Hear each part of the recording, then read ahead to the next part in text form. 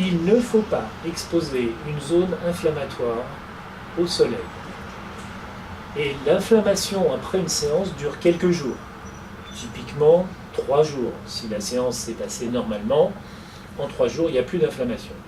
Ça veut dire que vous pouvez aller au soleil peu de temps après avoir eu une séance. Le problème n'est pas l'après.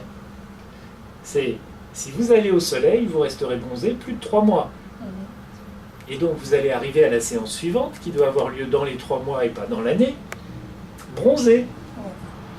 Et là, on aura un problème, plus ou moins important selon le degré de bronzage. Et sur ces zones-là, c'est assez facile de se protéger. Donc, pour pouvoir vous traiter à la dose la plus élevée possible, avec le plus d'efficacité possible, et dans la plus grande sécurité possible, il ne faudra pas que vous bronziez. Alors, pour ne pas bronzer, c'est relativement simple. Il faut simplement vérifier que le maillot de bain que vous avez mis couvre bien toutes les zones à épiler et qu'il n'est pas transparent au soleil. Transparent au soleil, c'est différent de transparent à l'œil. Il faut le prendre, regarder le soleil au travers du tissu et vous verrez tout de suite si le soleil passe au travers du tissu ou ne passe pas. Puis quand vous êtes allongé, vous mettez une serviette par sécurité pour ne pas bronzer. Et si on passe au YAG, ce qui est probable avec votre peau, le YAG peut tolérer un certain niveau de bronzage. Mais par principe, il vaut mieux avoir le bronzage minimum.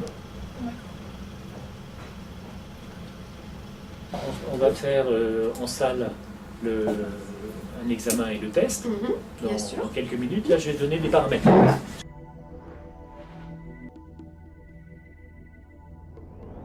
Donc, on a vu les contre-indications. Oui, ce qu'il faut faire avant, après les séances. Vous avez compris vous avez lu le devis. Hein, vous avez compris le processus. Vous venez, on pose de la crème anesthésiante. Selon la complication de votre traitement, on vous examine avant ou après la pose de la crème anesthésiante. Et ensuite, le traitement est fait, le plus souvent par une opératrice qui applique les paramètres du traitement du médecin. Ça peut être le médecin quand il est disponible, et ça peut être, si on estime qu'il y a un risque particulier, le médecin, parce qu'il estime qu'il y a un risque, et qu'il veut prendre en charge le traitement lui-même. Voilà.